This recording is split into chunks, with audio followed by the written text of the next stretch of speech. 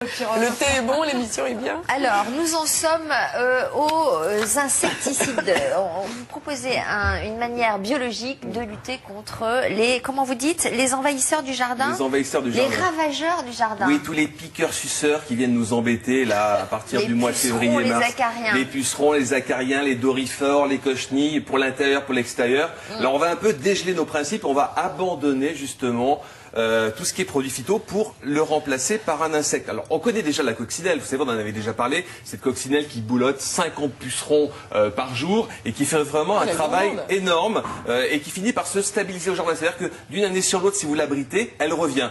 Mais cet insecte, vous le connaissez très très peu. Regardez, il est ailé, il est zélé, elle s'appelle la mouche aux yeux d'or. Ça tombe très bien avec Franck Dubos qui va venir plus tard. La mouche aux yeux d'or, pourquoi? Parce qu'elle a des petits yeux jaunes et des petites ailes vertes. Qu'est-ce qu'il y a? Alors comment ça marche? C'est simple. Vous allez commander cette petite bandelette, tout simplement, qui va vous être livrée chez vous. Et sur cette petite bandelette, il y a quoi? Il y a une multitude d'œufs.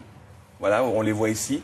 Regardez. Des œufs de mouche aux yeux d'or? Exactement. Et ces bandelettes vont éclore, enfin les œufs vont éclore, vont donner des larves. Et ces larves vont commencer à boulotter tous vos piqueurs, suceurs au jardin. Ça s'appelle des chrysopes. Ça s'appelle des chrysopes, mais ça s'appelle là aussi la mouche aux yeux d'or. L'intérêt, c'est de justement... Mais elle vient d'où cette mouche aux yeux d'or? On n'en a jamais entendu parler. Eh ben, elle existe dans nos jardins naturellement. Et donc, oui, c'est français. On en trouve en France, mais elle a été cultivée spécialement, enfin cultivée, élevée spécialement en laboratoire pour pouvoir maintenant les avoir facilement dans nos jardins. Parce qu'on en a pas, il y en a très peu dans nos jardins. Là, on va concentrer la population. Elle va bouger, elle va non, elle va rester là où il y a à manger. Si mais comment ça se fait qu'en 45 ans de chronique, vous n'ayez jamais parlé de la chrysope?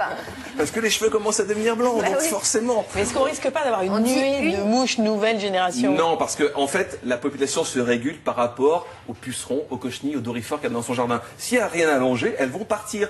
Donc il faut les apporter. C'est le voisin qui va être content. Exactement. Mais c'est ça l'intérêt. On est passionné par la chrysope ou le chrysope? Le chrysope. Le chrysope. Voilà, la mouche aux yeux d'or, voilà. Alors on regarde un reportage peut-être. Oui, c'est parti. Ce petit bout de carton va véritablement changer votre vie de jardinier. C'est un rectangle de magie à la portée de toutes les mains et de toutes les bourses. Son secret, des œufs accrochés à un fil.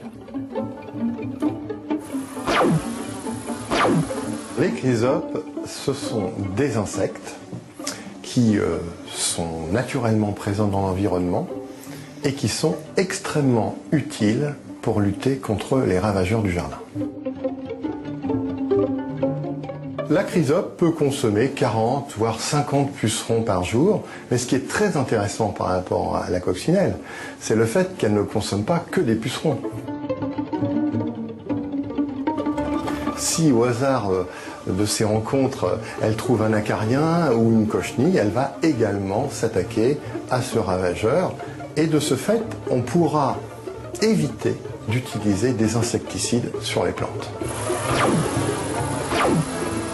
Il suffit de poser des petites bandelettes cartonnées qui sont couvertes d'œufs.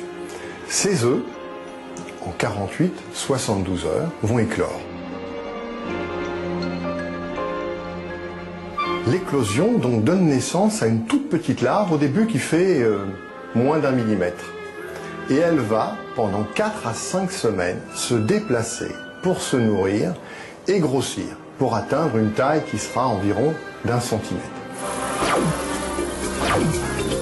Pour les abriter, il faut une petite maison que vous pouvez fabriquer vous-même avec du bois, de l'ardoise ou de la paille, mais vous pouvez l'acheter telle qu'elle dans le commerce. Nous avons mis au point des petits abris qu'il est possible de mettre dans le jardin, dans lesquels les insectes vont rentrer, vivre en vie ralentie pendant plusieurs mois.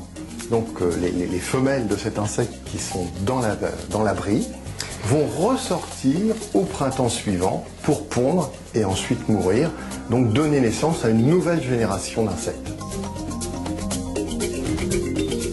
Ça ne coûte pas très cher puisque quelques bandelettes, ou du moins une trentaine d'œufs par bandelette permettent de protéger 2 à 3 mètres carrés de jardin. Donc c'est quelques dizaines d'euros pour un petit jardin. C'est drôle ton ton truc là. Génial. Vous avez les petits œufs là, comme ça sur le petit fil qui vont naître. En fait, la larve est déjà efficace dès le départ. C'est-à-dire que c'est pas l'insecte adulte, on l'a vu tout à l'heure, ces petites bêtes ailées là.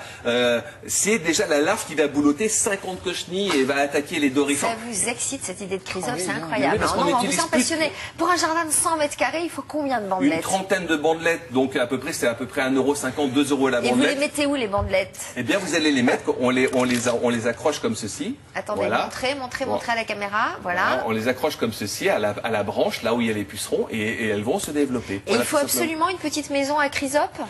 Il faut que ces insectes passent l'hiver, il faut qu'ils le passent quelque part, donc on met une petite maison, vous pouvez la faire vous-même, cette maison, on peut la trouver à 25 € dans toutes les jardineries, et comme ça, elles vont passer l'hiver, et à partir du mois de fin février, début mars, elles vont partir dans votre jardin et manger les premiers parasites. Et ça dure combien de temps?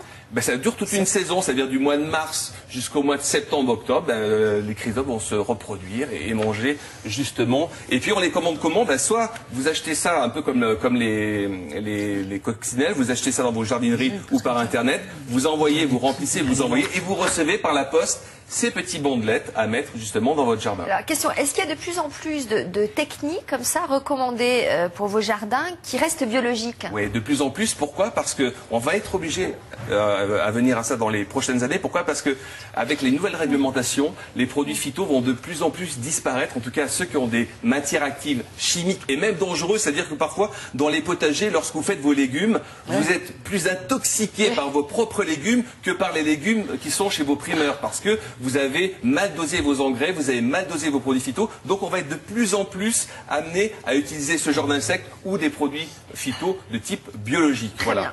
Avant de recevoir Franck Dubos, qui est notre invité ce matin à l'affiche d'un film qui sort mercredi prochain, 10 jours en or, avec un rôle totalement différent. Alexandre? Je voulais juste, j'étais en train de refaire le tri, vous dire qu'aujourd'hui, je pense qu'on a battu le record des réactions au standard avec le docteur Ducamp, et ça serait bien qu'on ouvre une nouvelle fois ce dossier avec lui, parce qu'on nous le réclame beaucoup. Et juste sur la rubrique de notre ami Philippe, c'est Gaston de Vimoutier, qui doit être jardinier, qui dit pour protéger les trisobies, éviter les produits phytosanitaires et les insecticides auxquels il est très sensible. C'est vrai? Ah bah oui, lorsqu'on va commencer à faire ce genre avec les coccinelles ou les chrysopes, il va falloir justement éviter les produits phytosanitaires. C'est un choix